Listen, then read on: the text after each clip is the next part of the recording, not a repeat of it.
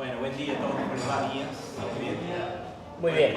Primero que nada, el agradecimiento a todos ustedes por la invitación para llegar para acá a Villa María, Pedroica. Excelente la iniciativa de empezar a discutir un poco y a hablar un poco de tecnología, un poco de futuro y un poco de perspectivas, ¿no? ¿Cómo son las perspectivas que tiene cada uno respecto a este futuro cercano, ¿no? Si me permiten, bueno, mi nombre es Fabio Grigoriev, se pronuncia así, el apellido tiene una J en el medio, es Grigorjev, así como la ciudad de Kiev, que se escribe KJEV, corta. Bueno, mi apellido es igual, así que bastante simple, no se hagan lío con eso. Simplemente Fabio, ahí está mi dirección de Twitter, por si quieren tener cualquier tipo de comunicación. Yo soy empresario, trabajo transformando ideas de tecnología en empresas. He trabajado en tecnología hace mucho tiempo. Empecé, a pesar de mi apariencia juvenil, ya tengo 51. Empecé con la tecnología desde siempre prácticamente. En tiempos en donde a la gente que hacíamos tecnología las escondían en los lugares más recónditos de las empresas, ¿no? O sea, lugares que no tenían ni iluminación ni húmedos, eran una especie de hongos que estábamos ahí en la empresa, no nos mostraba nadie. Después, bueno, vino toda una revolución definitivamente que cambió las circunstancias. Ahora empresas como Google, Mercado Libre mismo, nuestras empresas tienen lugares muy lindos para trabajar y somos las estrellas es la venganza de los nerds, digamos, ¿no? En ese sentido. Así que tengo dos hijas, una esposa, dos hijas. Soy luthier también, músico. Hago esas guitarras que están ahí, son casi todas mías, las fabriqué yo. Y bueno, les toco también los instrumentos, ¿no? Así que trato de hacer algo de eso. Siempre solía usar el pelo largo, ahora uso el pelo suelto, así que no abandoné esa costumbre. Empecé a trabajar en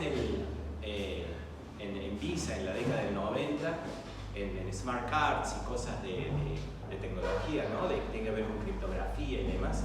Que vamos a hablar un poco de criptografía, vamos a hablar un poco de bitcoins, vamos a hablar un poco de blockchains y de cosas. De este año se cumplen 20 años que se fundó Motorola. Y lo nombro esto porque cambió muchas cosas sobre todo en Córdoba, ¿no? Al mismo tiempo que el mundo se iba transformando, se transformó también la realidad de la tecnología de Córdoba, ¿no? Pasamos a no tener industria, a tener una industria muy fuerte en lo que es la industria tecnológica, que empezó a afectar evidentemente a todo el resto de las industrias y no quedó nadie afuera, Si ustedes piensan de que alguna empresa como Pedroica, por ejemplo, que se dedique a la logística, se dedique al transporte y demás, queda afuera de la tecnología, no, está totalmente adentro. Y sin duda la adaptación y el esfuerzo, por ejemplo, de cosas como hace Enzo, creo que son claves para el futuro de subsistencia y la transformación de empresas como una empresa, una organización, una institución. La inteligencia máxima que puede tener es la capacidad que tiene de poder adaptarse a los cambios. Los cambios son cada vez más rápidos. Uno tiene, y es un poco lo que vamos a estar hablando, ¿no? Uno piensa mucho en lineal, piensa mucho en como que, ¿cómo voy a estar de acá a 10 años? Va a ser parecido a lo que tenía hace 10 años atrás, y no, porque el crecimiento es exponencial, es totalmente exponencial. Y después vi que hicieron uno de estos desafíos, ¿no? de dispositivos en 10 años nomás, ¿no? En 10 años cómo van cambiando, cómo fueron transformándose todos estos dispositivos. Y todo esto tiene que ver con el cambio exponencial. El cambio exponencial que un ingeniero de Intel, que se llamaba Moore, definió muy bien, ¿no? Que básicamente dice que la potencia de cómputo se duplica cada 18 meses. Si lo querés ver de otra forma, de un punto de vista económico, dice que cada 18 meses podés comprar el doble de potencia de cómputo por la mitad de precio. Podés verlo de las dos formas, digamos, ¿no? Entonces hoy por hoy vos tenés, no sé, un reloj. El doble por el mismo precio. Claro, el doble de potencia por el mismo precio. ¿Sí? No por la mitad. ¿Lo dije mal? El doble por la mitad. Por la mitad. Por la misma potencia por la mitad de precio. Así que calculé mal. Gracias por la corrección. O en esto mismo, ya tenemos microprocesadores embebidos, ¿no? Y empezamos a hablar de IoT, ¿no? Que es Internet de las cosas, es conectar cosas con cosas a través de Internet. Y empezamos a hablar de AIoT, que es Artificial Intelligence of Things, o sea, inteligencia artificial embebida en cosas, ¿no? Entonces, muchas de las cosas que parecían ciencia ficción, como por ejemplo esto, hoy son realidad y hoy están alrededor nuestro, y nosotros vamos a tener que empezar a adaptarnos y aprender de cómo utilizar y cómo transformar la realidad con esos dispositivos. Ni hablar, ¿se acuerdan? Cámaras, en el 86 teníamos una cámara con rollo, se nos acababa el rollo y teníamos que ver si teníamos que ir a revelar, y si no salía, no era así. Si no salía, bueno, no, se veló, chao, ¿verdad? ¿Viste? Se perdió toda la foto. Ahora, para cualquiera de los millennials, de las generaciones nuevas, sacan el teléfono, sacan una foto por cualquier cosa, o inclusive la fotografía pegada a una inteligencia artificial que pueda traducir o identificar en tiempo real qué es lo que está viendo, ¿no? Qué es lo que está viendo el teléfono. Concretamente Google Lens. ¿Utilizan Google Lens? ¿No? Ya descárguenlo, está buenísimo. Básicamente Google Lens de lente, L-E-N-S, ¿no? De lentes, lo que hace es ver e identificar qué es lo que está viendo, ¿no? O sea, te dice básicamente qué es lo que entiende de lo que está viendo. Mira,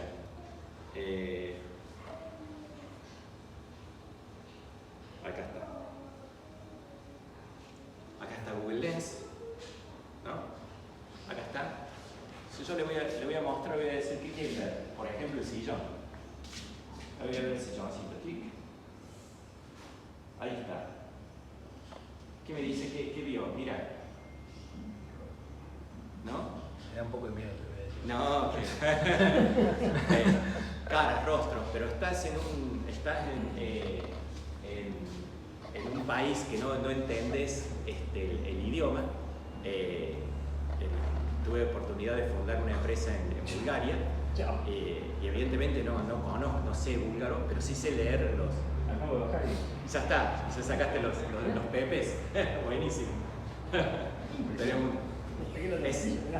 Es muy impresionante porque, por ejemplo, para identificar partes, equipos, si tenés un cartel escrito en alemán o en búlgaro, como era esto, fundé una empresa en Bulgaria con dos oficinas, una en Sofía y una que es la capital, y otra en Shumen, que es un pueblito al lado del Mar Negro. Y evidentemente es muy difícil hablar búlgaro, muy difícil. Pero podía leer porque el colegio me dio la oportunidad de aprender griego, y los caracteres cirílicos son iguales, digamos, ¿no? Entonces leía, ¿viste? Iba por el subte y podía entender más o menos de qué se trataba, de tomar el colectivo, taxi y demás.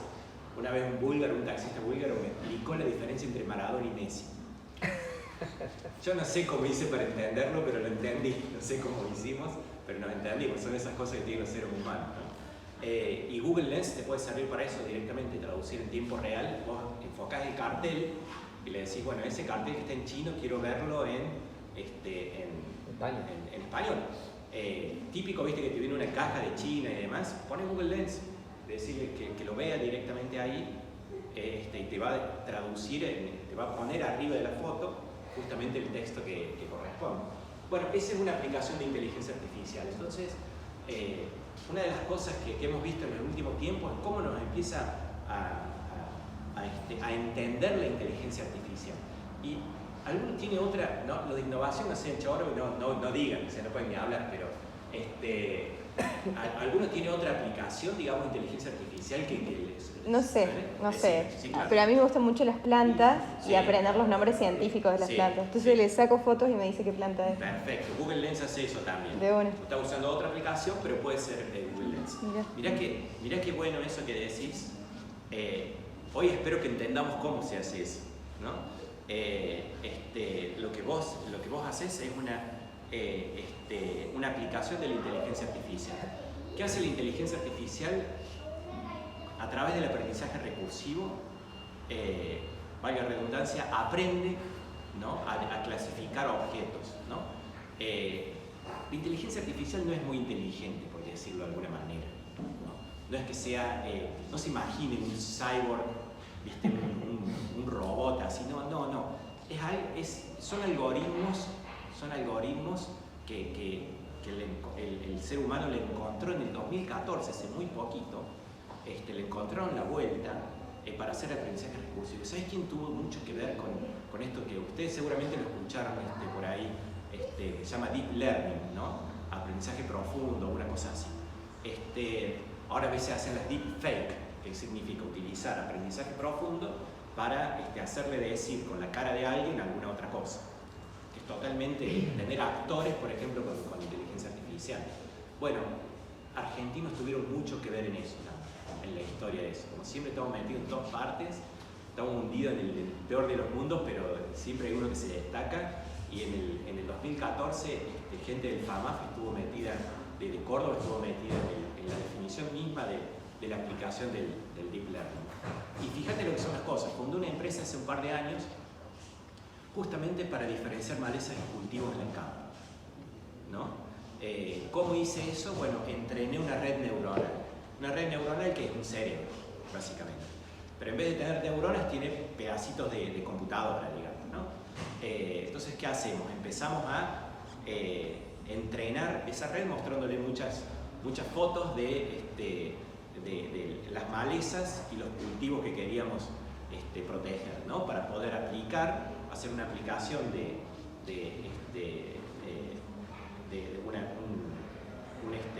una aplicación de un mosquito o lo que sea, selectiva, ¿no? Es decir, poder no tirarle glifosato a lo que no necesite glifosato. Hay una cuestión que ustedes lo saben perfectamente, que los sistemas biológicos generan resistencia, por ejemplo, al glifosato. Y estar regando con glifosato, ¿viste? Un yuyo no tiene sentido. No solamente por la pérdida económica, sino el daño ecológico que hace al vicio. Bueno, el 20% de las malezas en Córdoba solamente ya generó resistencia al glifosato. Y en esto del pensamiento lineal, ¿viste? Decir, bueno, dentro de 10 años más voy a estar como hace 10 años atrás, y decir, va a ser muy diferente. El 2030 va a ser muy diferente, el 2040 va a ser tremendamente diferente, y el 2050 va a ser diametralmente diferente. Vamos a estar subiendo una escalera, pero subir una escalera lineal como esta es totalmente diferente de subir una escalera exponencial. Yo subo una escalera que tiene escalones de 10 centímetros, ¿no? Subo 1, subo 2, subo 3, subo 10 y voy a subir 1 metro, ¿no? Pero ¿qué pasa si subo una escalera exponencialmente? O sea, subo 1 y el próximo va a ser, subo 1 más 1, 2. Después subo el doble del 2, 4, 8, 16, 24. Subo 10 escalones, voy a llegar en 20 escalones a 5.000 metros de altura. ¿Se dan cuenta cuál es la diferencia? Entonces, en 10 años la vida no va a ser lineal, la vida no es más lineal, es totalmente y absolutamente exponencial. Ahí es donde pasa esta diferencia entre el progreso y la perspectiva que tengo del progreso y este factor sorpresa, ¿no? Es decir, cuando te pones a ver para atrás, decir, bueno, la verdad no me esperaba ver esto. La verdad no me esperaba llegar a mi casa y que el timbre de mi casa identifique los rostros. Mi casa es un quilombo, les aviso, porque ya tiene un montón de cuestiones así de tecnología y demás, que ella me odiaba de antes, así que ahora totalmente me odia, así que no hay forma, pero el timbre, por ejemplo, identifica, hace face recognition. hace face recognition de justamente los integrantes de la familia y el pate lana para que no se enoje, digamos. Los que no son de Córdoba saben qué es, ¿no? Saben qué es. Sí, todo el mundo sabe es universal. El que dice que no está haciendo juego, es universal. Bueno, identifica, es muy gracioso porque por ahí yo estoy afuera y suena el timbre y ya va a sonar el teléfono seguro, pero suena el timbre y está el cartero. La otra vez yo estaba no sé dónde viajando y me dice, señor Fabio, dice, ¿está acá o está en internet? Pregunta el cartero, le pregunta el timbre. Es muy gracioso, porque ya sabe que bueno, si no estoy lo tienen que tirar por ahí al paquete o lo que esté llevando. Cosas como esa, o por ejemplo de todo en una casa automatizada en donde ahorra energía definitivamente la casa está ahorrando energía, la casa tiene todos los automatismos que se te ocurran, digamos, ¿no? Es decir, decirle a cualquier asistente de voz, toda la casa tiene asistentes de voz, que son asistentes como que te permiten hablar estar hablando, decir, bueno, suponete, ok Google, enciende desayuno. Bueno, ahí se va a estar prendiendo el desayunador de casa. Ahí se va a estar prendiendo el desayuno de casa y va a estar preparando un mate. O sea, ya lo están puteando en casa, pero bueno. Pero por ejemplo, que te permite interactuar no con una interfase de computadora, con un teclado o con un teléfono, sino directamente con la voz. Y que estén escuchando constantemente qué está pasando, ¿no? Inclusive los tonos de voz, todo ese tipo de cuestiones que son muy interesantes. ¿No es peligroso que se filtre eso? Y ese es el punto. Ese es el punto, evidentemente, que la tecnología trae un montón de discusiones éticas, hasta filosóficas, te diría. Se han resuelto crímenes, por ejemplo, con esto. Hubo un caso por ejemplo, en casa hay una aspiradora robótica, por ejemplo, ¿no? Que empieza a esa la única que la odia a la aspiradora es mi perro. Todos los otros la adoran, digamos, ¿no? Porque es un círculo, es como un disco así que anda dando vueltas por la casa, cuando vos le decís, limpia todo, muy, muy eficiente. Pero uno de ellos, una firma que se llama iRobot, como el de la película, pero se llama iRobot, tiene un modelo que se llama Roomba de aspiradoras robóticas. Estaba aspirando y se dio cuenta de que chocaba con cosas, ¿no? Estaba en un lugar y chocaba con algunas cosas que tenía que esquivar y demás. Entonces, ¿qué hizo la firma? A los dueños les llegó un mail diciendo, che, ¿no querés comprar una canasta para poner los juguetes? Un canasto para poner los juguetes. Dice, ¿cómo supo la aspiradora, claro, violando la intimidad? Y lo hicieron una discusión bastante grande, digamos, ¿no? Definitivamente, lo que saben los algoritmos de nosotros y lo que van a saber de nosotros abre un montón de dilemas éticos y filosóficos, definitivamente, ¿no? ¿Quién creen que los conoce más? ¿Facebook, incluyendo Instagram y demás, o su pareja? Facebook. Sin duda. Hay un artículo muy interesante que cuenta cuántos likes tenés que tener para que el algoritmo de Facebook te conozca mejor, primero que la gente que vos conoces lejana, digamos, ¿no? Después tus compañeros de trabajo, hasta tu pareja. Son muy poquitos likes. O sea, definitivamente los algoritmos te empiezan a conocer cada vez más. Y conocer cada vez más, no solamente por los gustos que haces, cuáles son tus opiniones, y si proyectas eso, digamos, no estamos lejos, muchachos, pero para nada, en donde lo que es la ciencia de macrodatos empieza a decidir por nosotros. ¿Por qué? Porque termina siendo más eficiente. Y antes que me tiren con algo, porque tienen cosas ahí cerca, digan, no, pero yo no quiero hacer eso. Bueno, ya empezaste a confiar en esos algoritmos. ¿Quién de ustedes no usa Google Maps? No usa. No usa. No usa. Ah. ¿Quién dice, no, yo no quiero que me lleve a ningún lado? No, yo no. El que tiene unos clavados tiene más años que eso. Bueno, viste, sí, por ahí evidentemente, bueno, el algoritmo se va mejorando y va funcionando, ¿no? Al principio había mucha resistencia a utilizar Google Maps. No, mira que tiene que saber dónde estoy, que tiene que saber esto, lo otro.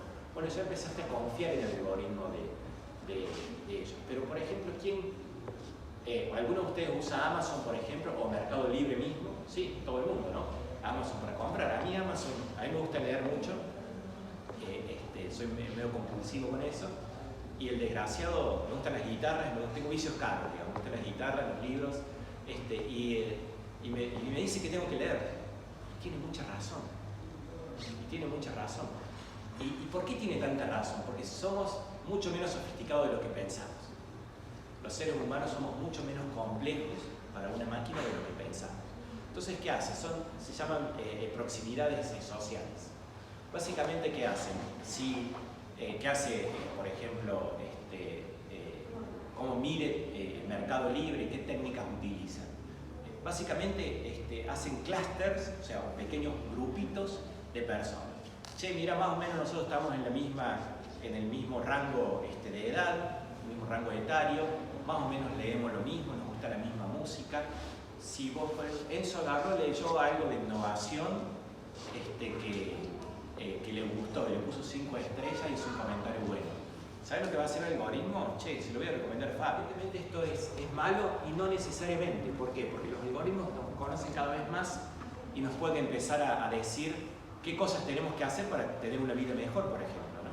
En salud, por ejemplo, ¿no? En educación, qué carrera elegir, ¿no? ¿Por qué si hoy confiamos, qué les hace pensar si hoy confiamos en que Google nos lleve del punto A al punto B, no nos puede elegir la carrera? ¿Por qué no? Es decir, hoy estamos influenciados por nuestros padres, lo que hacen nuestros abuelos, los amigos, o sea, para hacer algo, digamos. ¿Por qué no? Dentro de poquitos años, gente le vamos a preguntar directamente a Google, che, ¿qué carrera tengo que seguir?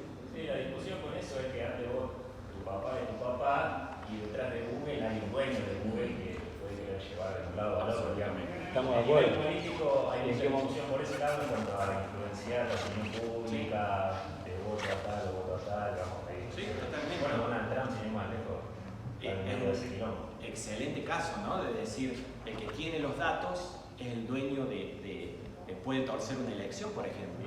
O sea, 20 hackers rusos pueden hacer que pase cualquier cosa en Brasil o en Estados Unidos, totalmente, ¿no? Y donde empieza el reino de la posverdad, ¿no? En donde no es importante, lo más importante es determinar el segmento para confirmar el sesgo de opinión que tiene cada uno, ¿no? Lo que hacían justamente los hackers rusos con todo este tema de Oxford era, ¿cómo se llamaba? En Inglaterra. Sí, el de Inglaterra que tenía lo que hacían era justamente segmentar y decía, si vos eras negro, te decía, no, Hillary va a echar a todos los negros. Si vos eras blanco, decía, no, te va a prohibir las armas. El problema tuvo Facebook porque a ver si había filtrado o no había filtrado la información. Claro, Facebook, o sea, justamente labura de eso, muchachos.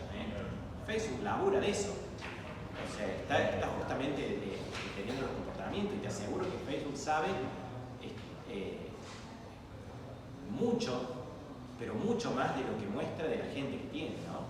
Es más, algunos dicen, che, bueno, blanqueemos todo y directamente que vote Facebook. Si ya sabe quién es el mejor candidato que yo quiero. No solamente, no que Bueno, yo quiero saber mejor. ahí va lo que decía Mauro recién, ¿no? O sea, Hay un dueño. ¿en qué momento la decisión no va a estar motivada por la subsistencia de Facebook o de Google o de quien sea, o de quien ponga el billete que está atrás de esa empresa? Absolutamente. Y nos matan. Y creo que por todo lo que estás diciendo, tiene incluso la capacidad de convencernos de que era la que nosotros queríamos realmente, Sí, sí, sí. por más que no fuera, por más que sea alimentar su propio no ego, su propia subsistencia. Hay un autor que trata extensivamente el tema, se llama Yuval Harari, ¿no? Estuvo con Macri hace un par de años atrás. Es un autor judío, ex militar, tiene una claridad conceptual tremenda, y él dice, por ejemplo, justamente trata este tema, de decir, bueno, el dueño de los datos es el dueño del mundo, pero ¿qué pasa?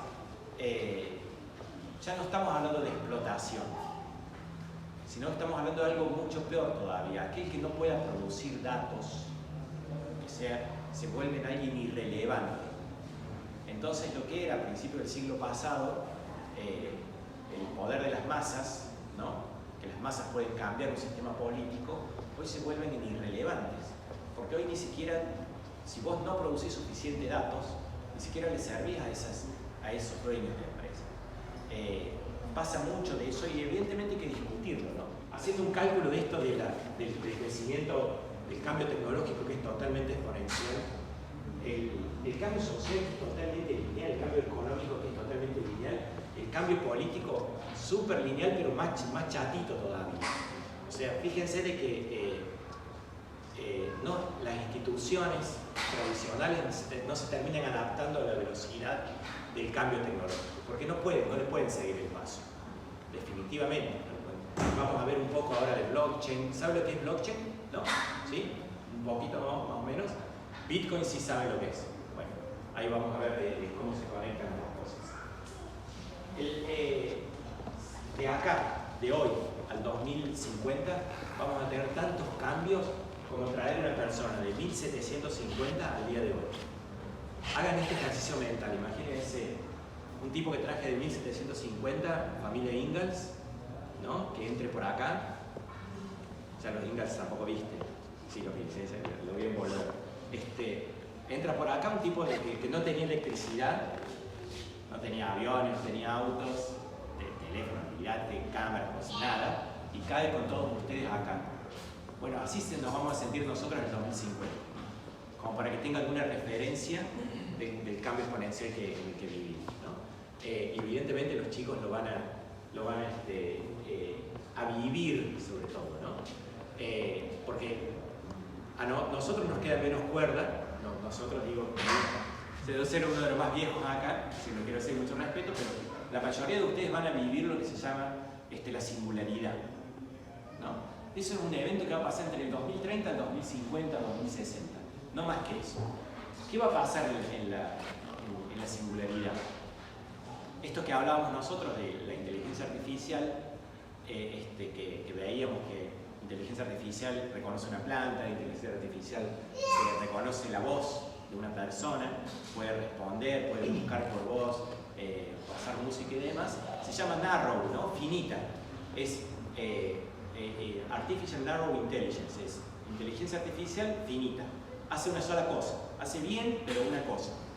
El tema es que en el momento de la singularidad se va a transformar la ANI en AGI, que es Artificial General Intelligence, inteligencia artificial general.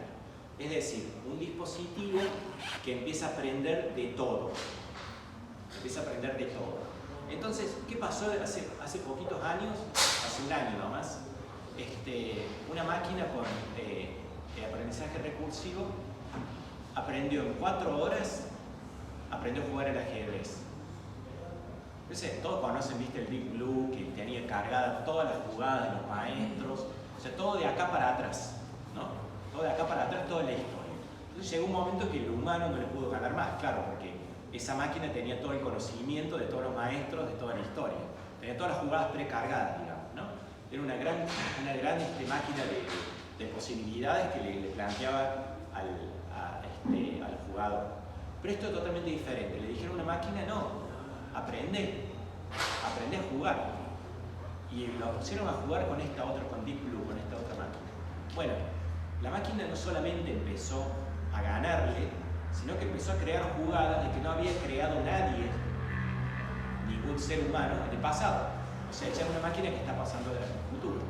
Hoy en día no hay ningún ser que pueda ganarle a esa máquina que tuvo el aprendizaje recursivo, ¿no? Y esa es una inteligencia artificial nada. Bueno, ahora imaginen que eso lo pueda desarrollar en cualquier ámbito, en cualquier field, en cualquier campo. En 28 horas, esa máquina va a pasar de ser nada a comprender, por ejemplo, la conexión entre la física cuántica con la física clásica. 28 horas, un poquito más de un día. No vamos a levantar un día y vamos a tener un ente, un ser, o no sé si es un ser, pero bueno, sí, es un ente que desarrolla un coeficiente intelectual 720.000 veces más grande que la mejor inteligencia humana, la mejor inteligencia biológica, ¿no? O sea, imagínense ustedes, el cerebro de una mosca, el cerebro de Albert Einstein, a 1 centímetro de distancia. A 7.2 kilómetros va a estar esta cosa, ¿no? Y eso va a pasar de 2030 a 2050. Entonces vos me decís, bueno, ¿para qué? Viene, ¿cómo se llamaba Will Smith. Will Smith. Sí, Will Smith no, pero el otro que es más viejo, Terminator, claro, va a ser Terminator, no sé qué historia. La verdad es que no sé qué va a pasar, porque ¿quién puede saber qué va a hacer una entidad con un coeficiente intelectual tan diferente al nuestro, ¿no? ¿Qué necesidades va a tener? Bueno, eso hay dos bibliotecas definitivamente, ¿no? Los utópicos y los distópicos. ¿Tu nombre era? Juan es un utópico. Yo tengo esperanza, dice. A mí me parece que es para bien. Están los distópicos, ¿no? Que dicen, no, todo mal, desenchufemos la máquina ahora porque después no lo vamos a poder desenchufar, ¿no? ¿Qué quiere? Las dos son válidas. ¿Y por qué digo las dos son válidas? Porque yo soy más utópico, ¿no? Estoy más de tu lado, de decir, che, mira, me parece que podemos utilizar esto para bien, realmente, ¿no? Pero hay distópicos que dicen claramente, che, gente muy grosa, si no controlamos esto, se nos va a ir de las manos muy pronto y no lo vamos a poder, y es un peligro para la humanidad. Entre ellos Stephen Hawking, ¿no? Premio Nobel, capo total, o sea, no es que lo diga Fabio, digamos, lo dice un grosso total, dice, la inteligencia artificial quizás sea el error más grande de la humanidad y muy probablemente el último. O sea, lo dijo él, ¿viste? Entonces dice, che, no, le voy a dar algo de bola. Entonces, en OpenAI, justamente es una organización abierta de inteligencia artificial que promueve el uso de la inteligencia artificial con fines pacíficos y controlada por la sociedad. El tema, como bien decía, tu nombre es, ¿sí? Guillermo. Como bien decía Guillermo, sí, bueno, ¿quién es el dueño? Y eso es lo que vos no podés. La inteligencia artificial en sí mismo no me parece que sea el problema. Me parece que es el dueño de la inteligencia artificial el problema. Bueno, pero Es el potato, digamos, el huevo de la gallina. Claro, si lo decís, si la inteligencia artificial puede caer, imagínate en el sistema de inteligencia artificial en manos de un dictador como el de Corea del Norte, por ejemplo, ¿no? Evidentemente puede hacer mucho mal. Evidentemente también puede traer, por ejemplo, salud y bienestar a un montón de personas, a toda la humanidad. Hoy nos puede curar, nos puede educar, nos puede dar un montón de bienestar también, ¿no? Pero también puede hacer mucho mal, digamos. En sí mismo la inteligencia artificial es una herramienta y la herramienta puede ser utilizada bien o mal. Lo que pasa es que es una herramienta muy poderosa. O sea, no hay nada que se le parezca de lo que hayamos creado en la historia de la humanidad. No hay nada que se le parezca, definitivamente. En la primera revolución industrial empezamos con mecanizaciones, la máquina de vapor, toda esta historia, producción de masa, la segunda y electricidad, sobre todo, electricidad, la tercera computación y automatización, y ahora estamos en empezar a meter conjuntamente sistemas ciberfísicos, ¿no? O sea, empezar la virtualidad y lo físico, empezar a mezclarlos, a trabajar juntos. Sin embargo, todavía dice, che, bueno, pero las revoluciones empezaron y terminaron, y todavía no. Hay 1.300 millones de personas del mundo que no tienen electricidad, por ejemplo.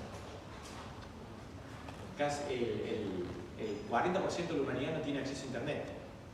O sea que todavía están viviendo en revoluciones anteriores, ¿no? Y conviviendo con todo esto. Es muy interesante qué va a pasar con toda esa mezcla, ¿no? Porque no sé cuánto le va a colaborar un algoritmo a una persona que ni siquiera tiene electricidad, que no resolvió problemas básicos. Bueno, todo va a cambiar. Y no, todo está cambiando. Ya está, digamos, ¿no? Es un acto, está pasando en el presente. El tema es que por ahí hay que tener un poquito de perspectiva para darse cuenta que esos cambios realmente se ejecutaron, ¿no? Fíjense lo que eran las empresas con más valoración de mercado en el 2005. General Electric, Exxon, Microsoft aparecía tercero, Citibank, financiero, British Petroleum, que es de una petrolera. 2005, no estoy hablando hace 40 años, estoy hablando de 2005, 2015. En este colorcito, perdón, soy daltónico, pero en este colorcito son las tecnológicas, ¿no? Exxon aparecía en el 2010, PetroChina, petrolera de nuevo, y apareció Apple en el 2010, ¿no? En el 2008 recién sacó el iPhone. 2008. ¿Saben qué dijo el CEO de Motorola? Yo trabajaba en Motorola cuando hicieron el iPhone. El CEO de Motorola dijo, ¿qué saben hacer esto ¿qué saben de esto de teléfono? Mirá lo que pasa. Tremendo. Petrobras y ICBC, el banco. Fíjense, mucho petrolera y financiero. Fíjense cómo empezó a cambiar todo tremendamente. Apple primero, Alphabet, que es el consorcio de Google, ¿no? Espérate que no se me enoja.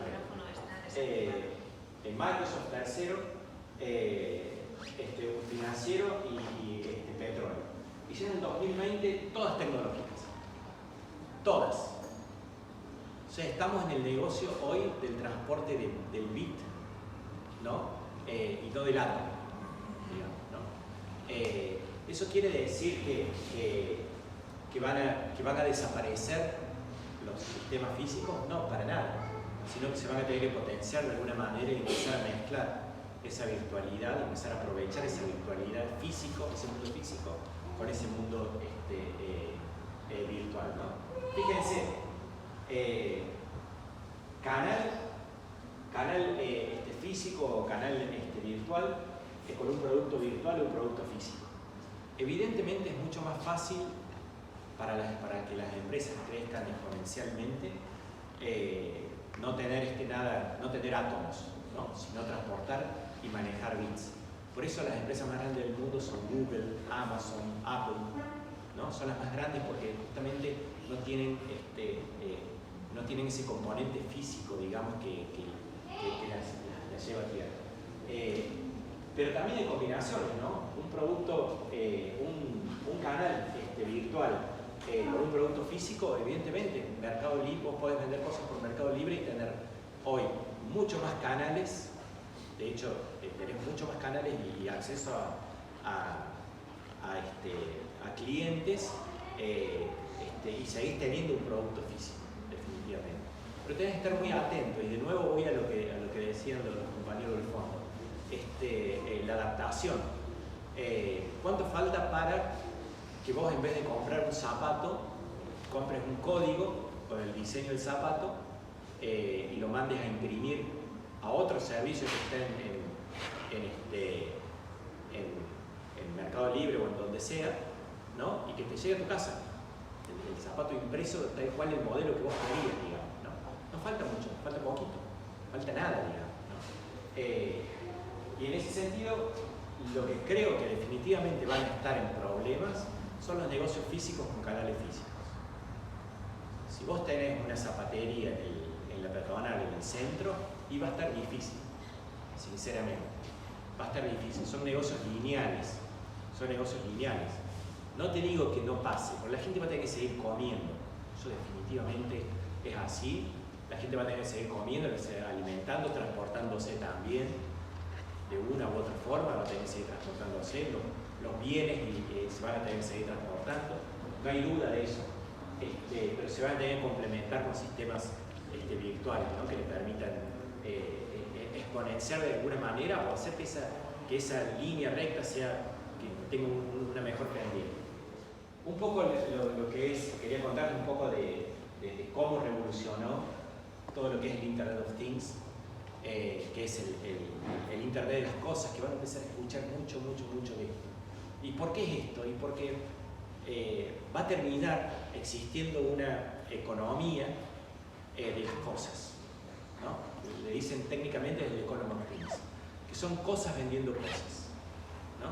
Vendiendo y transaccionando cosas. Para un ejemplo práctico, el que recién nombraba el auto eléctrico, ¿no? Sin duda el auto eléctrico es una cosa, conectada a internet tiene un potencial tremendo. ¿Por qué? Porque otra cosa es justamente la central eléctrica y el distribuidor de electricidad. Entonces, yo vivo en Calera, trabajo en Córdoba, ¿no? Voy con mi auto eléctrico al trabajo, voy a estar 8 horas en el trabajo, mi auto se conecta directamente en la red eléctrica, le va a preguntar a la red eléctrica, che, ¿cuánto tenés el kilovatio hora? Y mira, ahora están todos, estoy en pico de producción, ¿por qué? Porque está el sol ahí arriba y tengo un montón de energía solar que estoy produciendo. Entonces me conviene venderte un par de kilovatios horas ahora que por ejemplo a 13 centavos de dólar el kilovatio hora. Bárbaro, buenísimo, ¿cómo? Acumulo mi fila. Bueno, yo ni me enteré, ¿no? Voy en mi auto, vuelvo hasta mi casa, o me llevo mi auto a mi casa, llego a mi casa, se enchufa de nuevo el auto a mi casa, pero ya es de noche, de verano hace calor, empezaron a poner el aire acondicionado y la gente empezó a ver Tinelli en la televisión. Entonces, ¿qué pasó? Dice, che, la verdad es que estoy comprando ahora, ¿no? Dice la red eléctrica, estoy comprando a 15 centavos el kilovatio. Bárbaro, te lo vendo, me descargo directamente en mi casa, justamente cuando estoy en el valle de consumo y en el pico en el valle de producción y en el pico de consumo, ¿no? Donde esas máquinas están al revés y las cosas transaccionando con cosas, ¿no? Sí, el escenario lo entienden, ¿no? O sea, está clarito. ¿Cuán lejos estamos de eso, ustedes calculan? ¿Cuán lejos estamos? Está a la vuelta de la esquina. Ya está. Hoy tenés más resistencia de los distribuidores eléctricos en la distribución que, por ejemplo, a los que son prosumidores, ¿no? O sea, que producen y consumen, le pagan 2 mangos de electricidad porque justamente no hay competencia, pero algún día van a tener que aflojar. Hay más resistencia de ese tipo que tecnológica. Tecnológicamente ya casi está. En complemento de los vehículos y las redes, con unos buenos blockchains, que ahora vamos a ver de qué se trata, se hace muy interesante, ¿no? Trabajamos también para una empresa cordobesa que es Volt Motors, que está haciendo los primeros vehículos eléctricos en Córdoba, de empezar a poner inteligencia en ese vehículo, ¿no? Y fue muy impresionante, hace ya 2 años atrás, ir a 120 kilómetros por hora en una autopista, en un auto que se maneja solo, es bastante impresionante, pero ya está pasando. De un chico compañero acá de Córdoba que vive hace muchos años allá, estar manejando y que el tipo suelte el volante y empiece a hablar con vos, trabajar con el celular y demás. Y sí, es impresionante al principio, pero es la realidad. Hubo un accidente hace poco, se enteraron con Elon Musk, un auto que iba durmiendo, creo, ¿no? Un auto que iba durmiendo, lo ves bastante seguido allá, digamos que por ahí ves gente que está realmente, pero el auto te avisa, digamos, ¿no? Cuando tenés que tomar el volante, te dice, che, no, toma el volante, tenés que estar, y está prohibido no tener nadie delante del volante. Un accidente que pasó que se tiraron atrás a dormir, ¿viste? Iban así, pero va a llegar y definitivamente el conductor autónomo, todo lo que sea mover palancas, definitivamente va a ser reemplazado. Todo lo que sea repetible, o sea, que sea repetitivo, mejor dicho, que sea repetitivo, va a terminar, la máquina va a terminar siendo la que haga esos trabajos, ¿no? Y definitivamente nuestros hijos, los hijos de los chicos más jóvenes, no van a tener carnet de conductor. Definitivamente no van a tener. Creo que la gente que va a conducir por cuestiones o deportivas o de diversión, ¿no? Poder manejar como diversión. Y es muy interesante porque también el vehículo tiene aprendizaje colectivo, que se llama. ¿Por qué? Porque empezás a tener en el vehículo, no el conocimiento de ese vehículo, cómo aprendió ese vehículo, sino de todos. Tesla tiene un caso documentado muy piola de un auto que manejando de forma autónoma doblaba en una curva con hielo en Suiza y se iba de una deriva el auto y la tenía que corregir, la corregía con software. Pero esa corrección de software se subía a la nube y la nube lo bajó a todos los autos. Entonces todos los autos Tesla, desde ese momento, con ese accidente o casi accidente, creo que no fue finalmente un accidente, pero con ese problema solucionaron todo.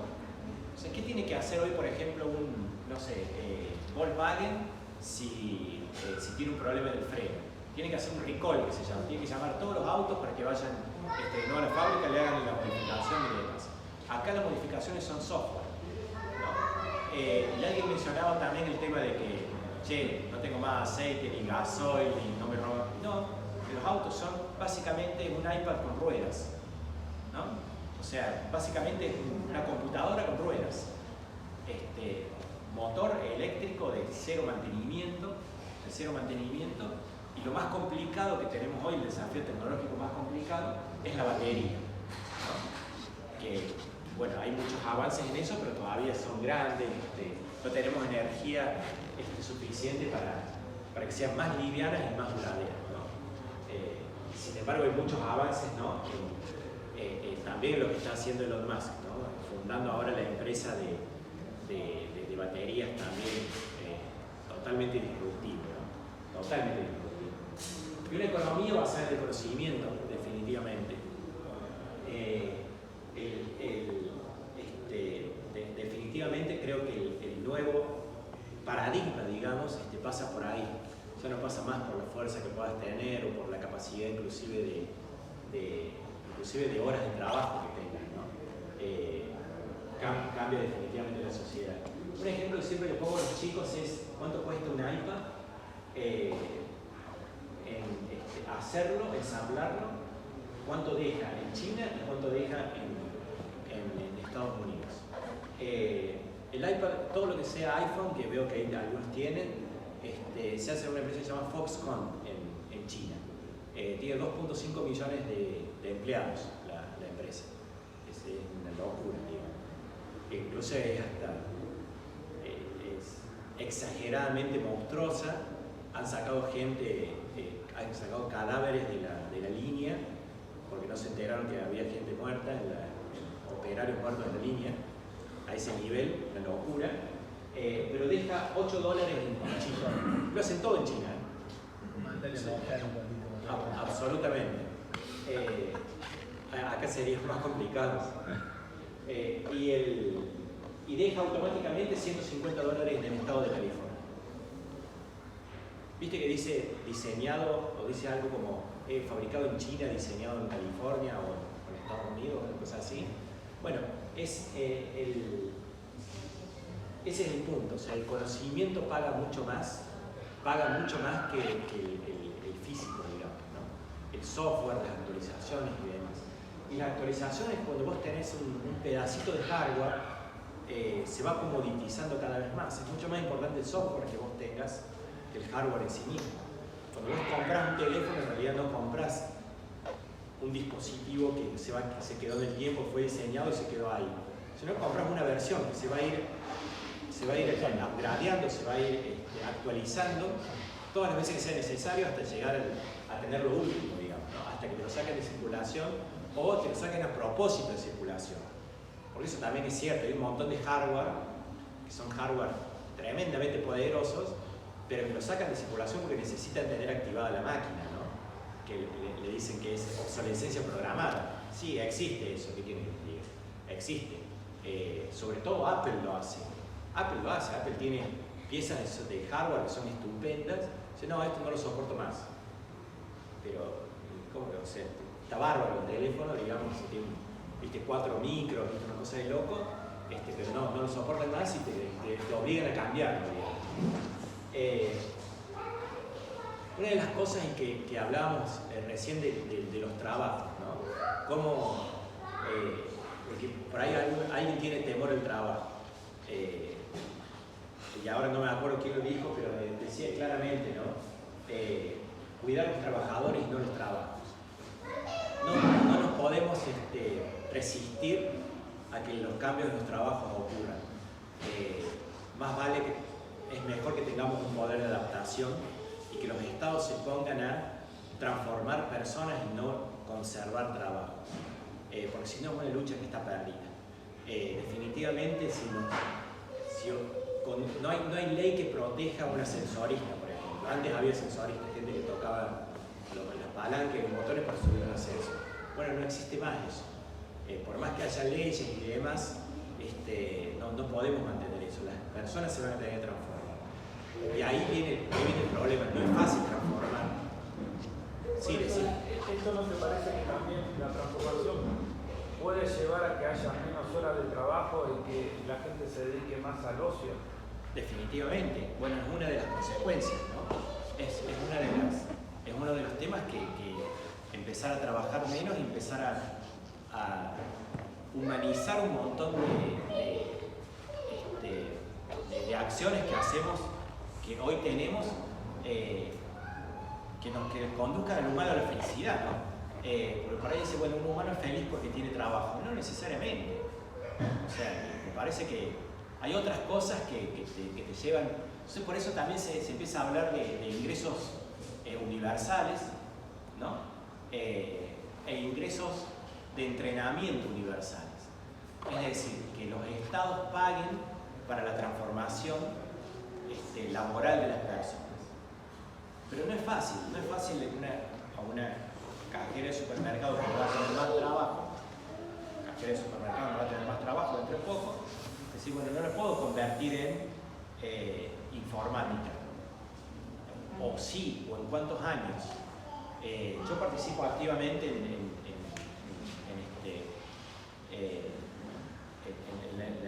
la ley de conocimiento, en la Fundación Córdoba Mejora, tratando justamente de ayudar a las personas a que tengan un rol protagónico dentro de la economía del conocimiento y la era del conocimiento en la que estamos ahora.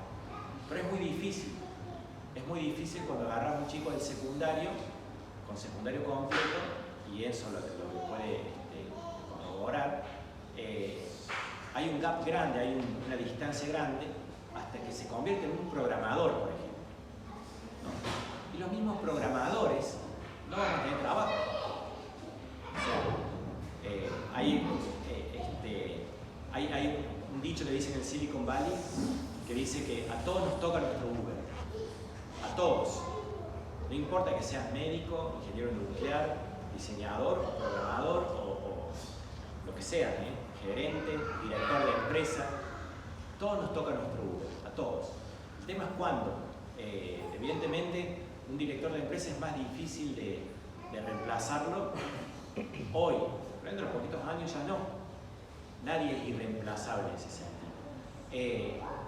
¿Qué tenemos que hacer? Evidentemente, empezar a trabajar en qué nos podemos adaptar, y no todo esto son noticias negativas, porque decir, che, bueno, pero esto me está sacando los trabajos. Y los datos demuestran otra cosa, demuestran que tenemos más trabajo, pero tenemos otro tipo de trabajo. La industria de la guerra es uno de los ejemplos. Che, tengo un dron que va y ataca Afganistán y no tengo más laburo para el piloto, nada. Por cada dron trabajan 150 personas, ¿no? Son analistas de datos, pilotos, son 8 pilotos por cada uno de los drones.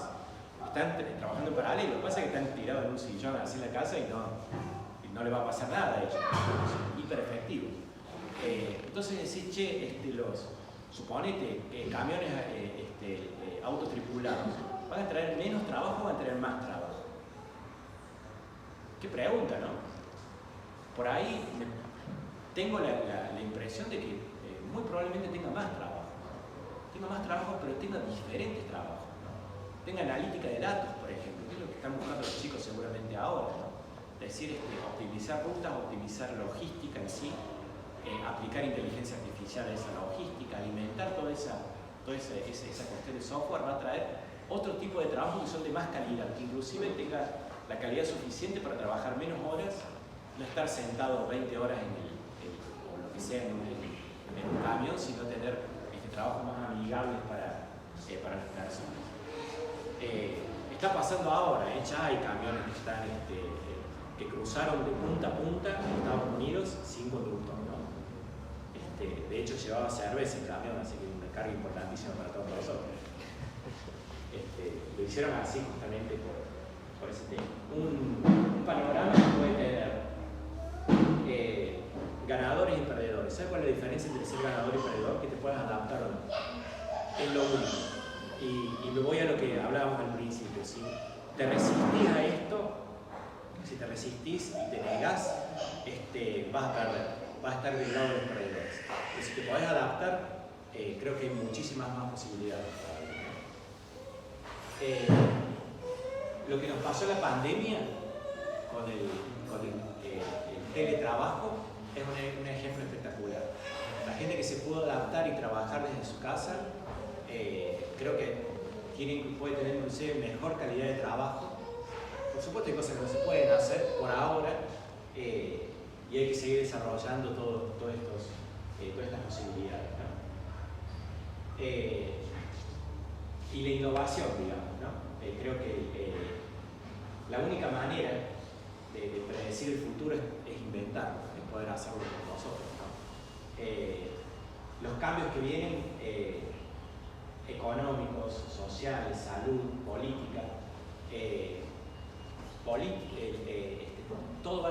todo va a sufrir el mismo cambio exponencial, ¿no? Recién me mostraba eso el 23andMe, que me encontraron parientes genéticos en Córdoba, los Burret Savalier, son unos oftalmólogos. Yo no tenía la más remota idea que eran parientes míos, pero son parientes míos. ¿De qué estoy hablando? Básicamente, 23andMe, 23 y yo, es una empresa que adquirió Google hace ya muchos años, una empresa de genética. Una vez estaba en Estados Unidos, voy, veo la cajita, compro la cajita, aquí una pipeta, un poco de saliva, cierro, ¿viste? Lo pongo en la cajita, va al correo y en 10 días tenés tu resultado genético.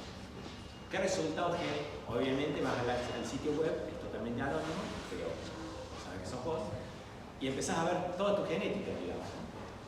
Tanto en salud, características y tus parientes, ¿no? Soy un montón de advertencias, dice, che, cuidado que tu papá no puede ser tu papá, tu hermano no puede ser tu hermano, todas esas cosas que empiezan a encontrar, le dicen disclaimer, digamos, ellos son como advertencias que te van poniendo, ¿no? Para que no te sorprenda, o sea, que vos sos responsable de lo que vas a ver. Sí, definitivamente, vi cosas muy interesantes. Definitivamente mi viejo era checo, nacido en Brno, y mi abuelo era ruso. Sí, evidentemente tengo el 47% de europeo del este, o sea, soy más ruso que otra cosa. Pero ¿dónde vivían mis antepasados? Es interesantísimo.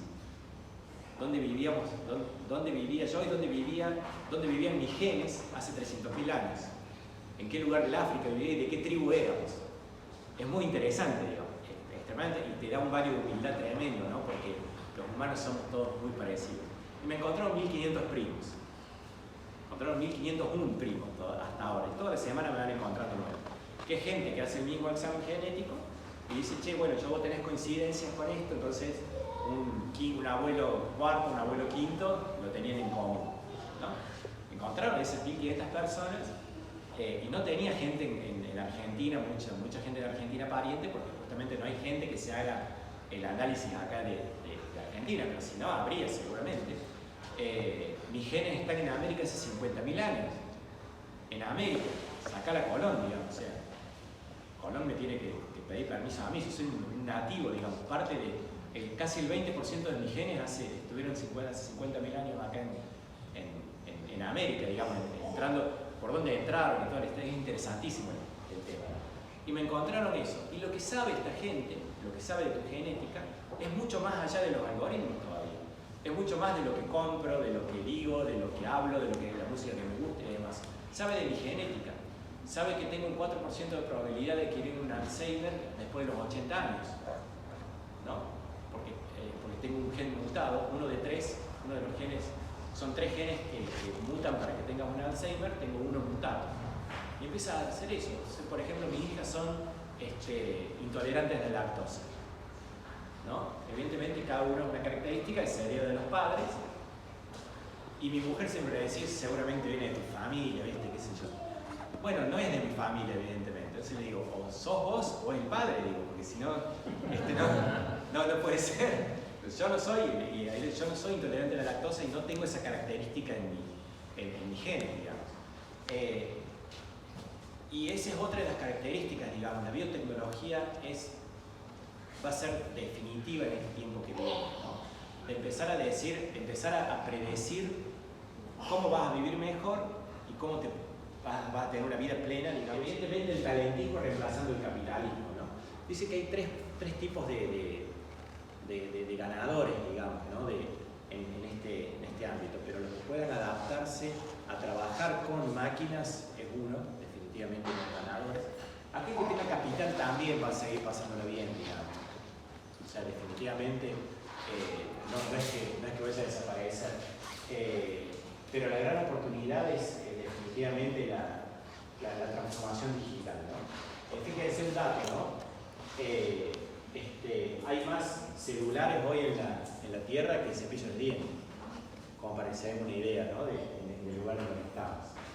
Y definitivamente la educación como clave, ¿no? En un momento como el que estamos ahora, en donde estamos discutiendo cosas básicas, la educación definitivamente va a poner ganadores y perdedores en su lugar, ¿no? Hoy un chico de Argentina tiene las mismas posibilidades de un chico de Estados Unidos materiales, pero tiene que estar educado, tiene que empezar a entender, a aprender, a educarse, y una educación que es de por vida, ¿no?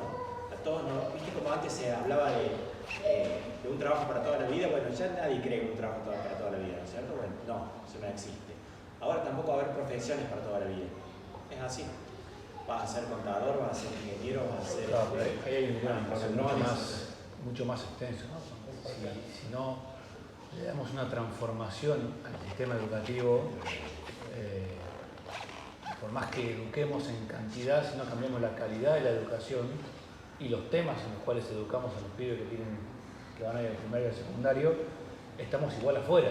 O sea, sí, no es una cuestión solamente de quitar el analfabetismo. Sí, parece sí. que hay que transformar lo que estamos enseñando. Sí. Porque ya no va más, aprendete de memoria las tablas. O sea, No, totalmente. Un ejemplo, Pau, ¿no? Totalmente. Y justamente pasa con formación y no con información. Ya la información está totalmente disponible. Es la formación que te permite poder adaptarte después educativamente y terminar aprendiendo o desarrollando en otra cosa totalmente diferente, ¿no? La educación técnica me parece que va a jugar un papel fundamental. Pero vos sabés que yo también... Técnica en el tema no de el técnico mecánico, eléctrico, Sí, sí. La educación en cómo plantear el cerebro del pibe para que esté preparado para resolver situaciones y para analizar y no para acordarse de memoria cuántos caballos tenía San Martín en el ejército. Pero también filósofos, también músicos, también artistas, actores. Viste que vos me decías recién, entonces vamos a tener un montón más de tiempo para... Sí, totalmente. ¿Saben quién está contratando filósofos? Tesla. ¿Qué cazzo tiene que ver Tesla con un filósofo? Sí, evidentemente. Cuando un vehículo se enfrenta a una serie de posibilidades donde se llama el dilema del tranvía, ¿no? Que es un tranvía desbocado que tiene que matar, no sé, uno tiene que morir. Entonces, una de las cosas que están preguntando los fabricantes de vehículos autónomos es quién decide el dilema ético, ¿no? De decir, este auto ante esa situación te va a matar a vos que vas conduciendo o va a matar al bebé o a aquel que tiene más, lo que sea, ¿no? Filósofos van a hacer falta y profesiones que hoy, justamente yo que vengo evidentemente de una formación técnica y tecnológica dura, por decirlo de una manera, veo que hay una necesidad de humanización en cosas que las máquinas no van a poder reemplazar.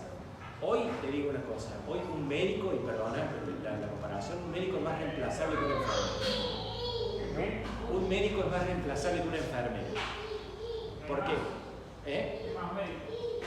qué? Sobre todo porque la enfermera te puede hacer cosas que la máquina no puede hacer. Si un médico, yo le digo, che, tengo A, B, C, el médico sabe, ese algoritmo yo lo reemplazo, ¿no? Hay un caso famosísimo de una persona que tenía un cáncer sanguíneo muy complicado, nadie le daba pie con bola, fue a la clínica Mayo, fue a todos lados, en Estados Unidos, nadie le daba pie con bola. Y lo pusieron con el algoritmo de Watson, de IBM Watson, y le encontró justamente el problema que tenía, ¿no? Con un ratito de la consulta con el doctor Watson de IBM. IBM siempre lo muestra como ejemplo y demás, ¿no? Pero ese algoritmo lo puedo reemplazar, pero la máquina quizás no pueda tener la empatía que puede tener una enfermera o una acompañante terapéutica, por ejemplo. Esos son, paradójicamente, vos decís, che, pero estos son los trabajos que, no, son los que más van a resistir, vos sabés. Porque la máquina no es buena, o sea, vos podés darme eso, me puedes conversar todo lo que quieras, pero, no sé, dame un amigo, ¿no? Dame un abuelo que cuide un nieto. Ese no lo va a reemplazar, Fíjense que viste decir, bueno, total pongo tecnología, le pongo una cámara a un chico para que... No, acá no sé. No va a haber forma que le gane un abuelo en los cuidados. Les quiero contar rápidamente esto porque sé que les va a interesar. Pero, ¿se acuerdan que les preguntaba si sabían lo que era blockchain? Me decían, no, blockchain no tengo idea. Bueno, blockchain es cómo funciona básicamente el Bitcoin, ¿no? O sea, blockchain es básicamente un libro de contabilidad encriptado, inviolable, compartido digital, ¿no? Básicamente se van encadenando bloques, ¿no? Que se calculan, se van haciendo todo un lío criptográfico, que son inmutables. ¿Por qué? Porque si vos cambias una comita, como si fueses a escribir ese libro, digamos, borro acá este numerito, se rompe todos los bloques. Entonces, nadie lo puede romper. Evidentemente de burro, y lo rompe el medio y es irrompible, técnicamente irrompible. Es un problema matemático, son una serie de problemas matemáticos que está tan bien hecho. El Bitcoin lo definió un tipo que se llama Satoshi Nakamoto en el 2008, escribió un paper. Yo me acuerdo leí el paper porque me interesaba mucho, un criptógrafo. En realidad nadie sabe quién es, y eso también es interesante. Nadie sabe quién es Satoshi Nakamoto. Porque, viste, lo fueron a buscar al tipo y no está. Y es un tipo que se calcula que tiene casi 1 millón de bitcoins. Hoy bajó el bitcoin, está a $50.000. 1 millón son 50.000 millones de dólares tendría el tipo, tendría Satoshi Nakamoto. Pero los bitcoins de él nunca se transaccionaron. O sea que el tipo está muerto, ¿no? O no existe. Y es parte del mito, del misterio de todo esto. Es muy gracioso. Hay un japonés que se llama Satoshi Nakamoto en California, pero resulta que es un profesor del secundario. Es un tipo de profesor de secundario que hizo un par de trabajos, pero las máquinas compararon el paper de Bitcoin con esto y no hay forma. Dice, no hay forma que este tipo haya creado el Bitcoin, digamos. Primero porque el tipo es un ratonazo que cobra $20 por sacarse una foto con él. ¿Viste? Sí, la gente va a sacar una foto con Satoshi Nakamoto y está en un bar sacándose fotos. Entonces, si tenés $50.000 millones de dólares, no creo que haga eso. Así que saben que no es. Algunos dicen que Satoshi es Samsung, Toshiba, Nakajimi y Motorola, que es un consorcio de empresas. Nadie sabe. La cuestión es que es una obra de arte tecnológica cómo funciona todo esto, ¿no? Básicamente es irrompible y es inhackeable. Lo que sí dije mal, sí es hackeable. Se puede hackear con computación cuántica, ¿no? Con fuerza bruta. Hoy para que romper el Bitcoin tenés que tener a la mitad más uno de las computadoras de acuerdo. Cosa que en esta distribución, esta computación distribuida que tengo hoy, es prácticamente imposible. O sea, yo no puedo poner de acuerdo a 25.000 millones de computadoras o lo que sea, de nodos, hackear a la mitad más uno para hacer para romper una transacción, o sea, me sale mucho más caro que otra cosa. Entonces, pero con la computación cuántica sí. La computación cuántica justamente utiliza física cuántica, es decir, la comunicación del spin de los átomos, de los electrónicos, de los electrones dentro de los átomos. Vos podrías crear cuánticamente, no sé, 100.000 millones de computadoras que rompan justamente ese blockchain, ¿no? Por eso se hacen blockchain de tercera generación que son resistentes a ataques cuánticos, ¿no? Pero el Bitcoin no es resistente a ataques cuánticos, o sea que el Bitcoin se podría llegar a romper. O sea que sí es hackeable, pero es muy difícil, es muy difícil. O sea, no cualquiera lo puede hacer, no lo puede hacer un hacker. Hubo justamente cuando venía para acá, paré a tomar un café cuando cargaba nafta y leía que hay un turco que se choreó 2.000 millones de dólares. ¿Te lo leíste? ¿Sí? Ay, cagó 30.000 clientes, no sé qué hizo. Pero no hackean el Bitcoin, ¿eh? Bajó el Bitcoin, perdí como la guerra con los Bitcoin, pero no hackea el Bitcoin.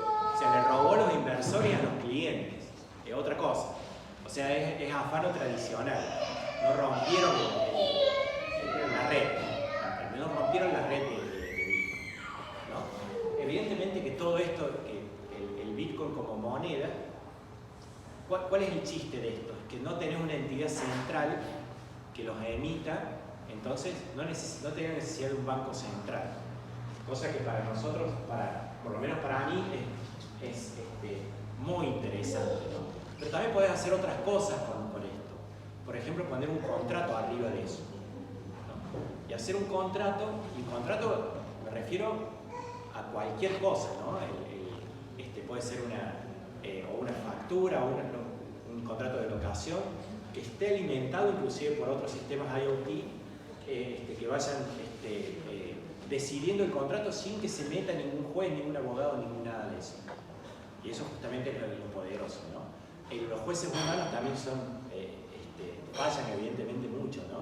Hay un estudio que muestra claramente que los jueces, cómo fallan los jueces cuando perdió su equipo el fin de semana, cómo fallan el lunes cuando perdió o ganó su equipo el fin de semana.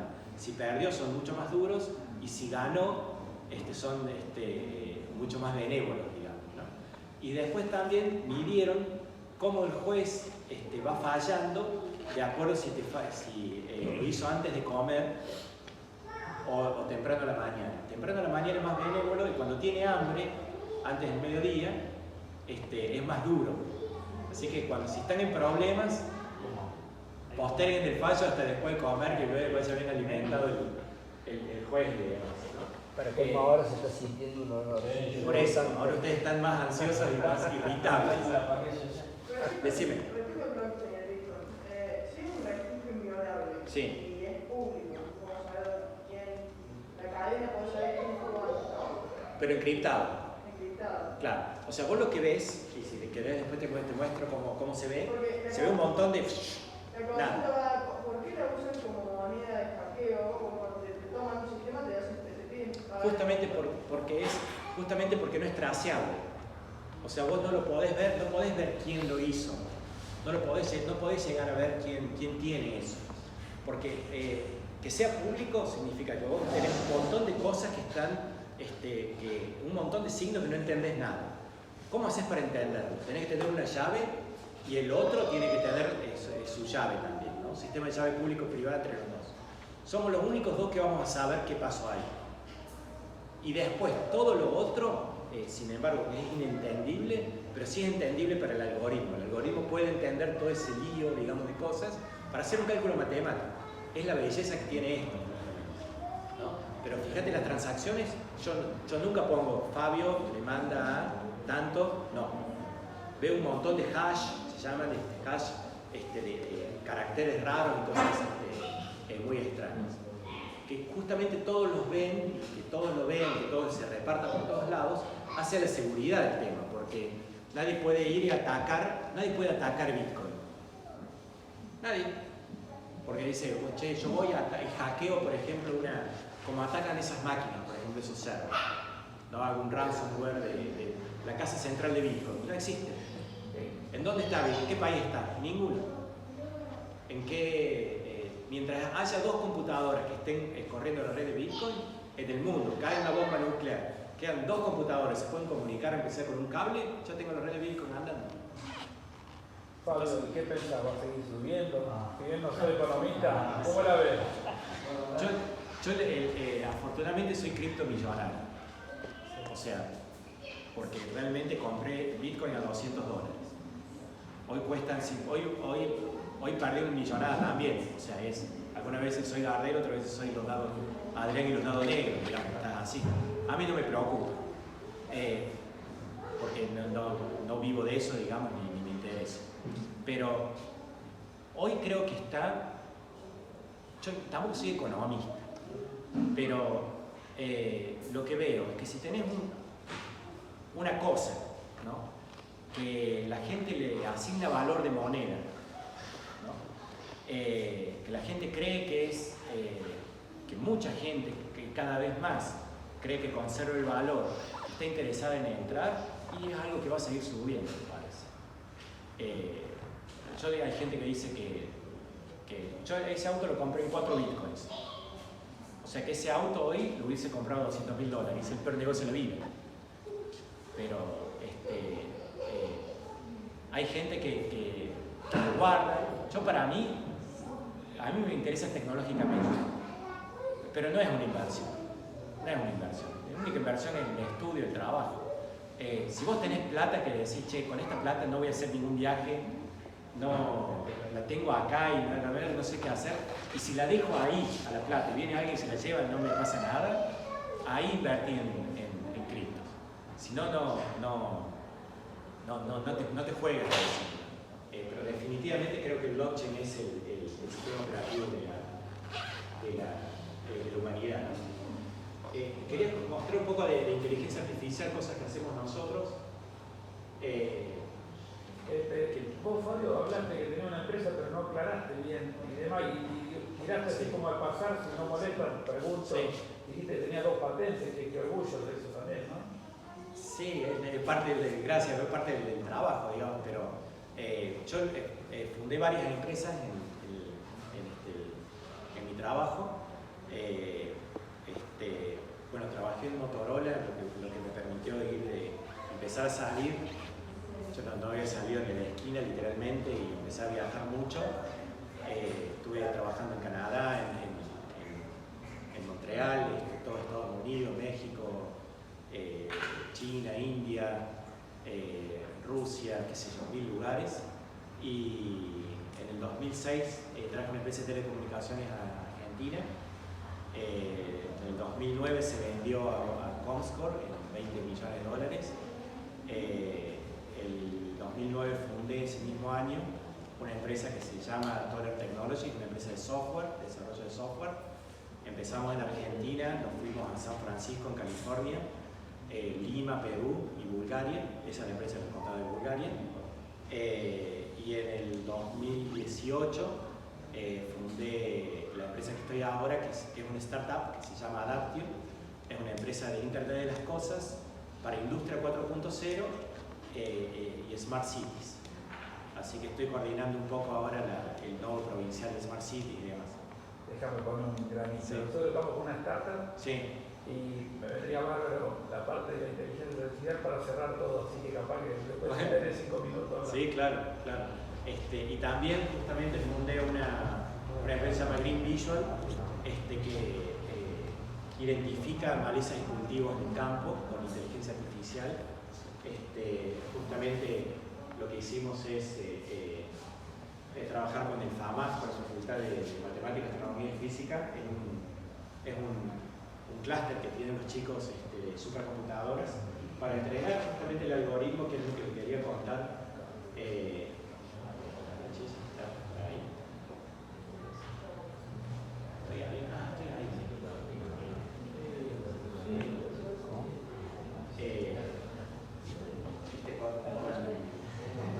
La máquina directamente se da cuenta en tiempo real cuando hay una maleza, cuando hay un cultivo, y de acuerdo a eso lo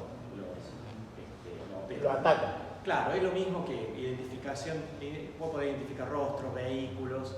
Bueno, hicimos acá en Villa María un piloto con identificación de vehículos y conteo de vehículos el año pasado. Con cámaras comunes, digamos, te das cuenta que está pasando y identifica qué es transporte público, qué es ambulancia. Uno puede entrenar el modelo que quiera, digamos, en ese sentido, ¿no? Es muy interesante la tecnología. ¿La corrección también la hacen o eso ya se encarga, por ejemplo, el agrónomo? La corrección de la maleza. No, eso justamente lo hace todo un agrónomo. Le dan el diagnóstico. El agrónomo sigue siendo clave en todo esto, digamos. Buenísimo. Son herramientas que terminan ayudando al Hermoso. agrónomo. Bueno, algunas conclusiones para ir cerrando, porque ya el olor me está matando, para bien. Adoptar Lean Startup en las empresas, que decía, bueno, vos tenés una startup, tener la filosofía del startup dentro de las empresas, no importa lo grande que sea, es indispensable. Las empresas grandes se manejan con principios de startups y son justamente poderosas por eso, ¿no? Porque tienen esa capacidad de innovación dentro de una estructura grande. ¿Cómo hacerlo? Evidentemente no podés poner toda la operación de la empresa como si fuese una startup, armar cajas de arena, ¿no? que sean muy libres y que puedan innovar al mismo tiempo que vas haciendo tus operaciones. Algunas conclusiones que me saqué a mí mismo, ¿no? Viajar más por placer, viajar me parece que me abrió la cabeza siempre que puedan hacerlo. Salir a tocar con la banda es para mí. El cambio cultural es lineal, el cambio tecnológico es exponencial, definitivamente. Hay que subirse a la ola y surfear de alguna manera, si no la ola te pasa por encima. Darle bola a Luca Prodan, no a Luca aquel, sino a Luca Prodan. A él también le bola, pobre. El ser humano va a seguir siendo el mismo y el centro de todo esto, si no nada tiene sentido, ¿no? La tecnología es linda, tiene sus... Creo que hay que hablar sin tapujos y sin temor del cambio tecnológico, pero sobre todo el cambio, ¿no? en los seres humanos, cómo nos puede hacer bien. Y bueno, lo que vas a perder el pelo de todas las maneras. Creo que los skills de las personas y la formación de las personas sigue siendo esencial. No importa la tecnología que maneje, sigue siendo esencial. El mejor empresario, el más disruptivo es quizás el que está más formado en los aspectos generales, ¿no? Así que bueno, muchas gracias por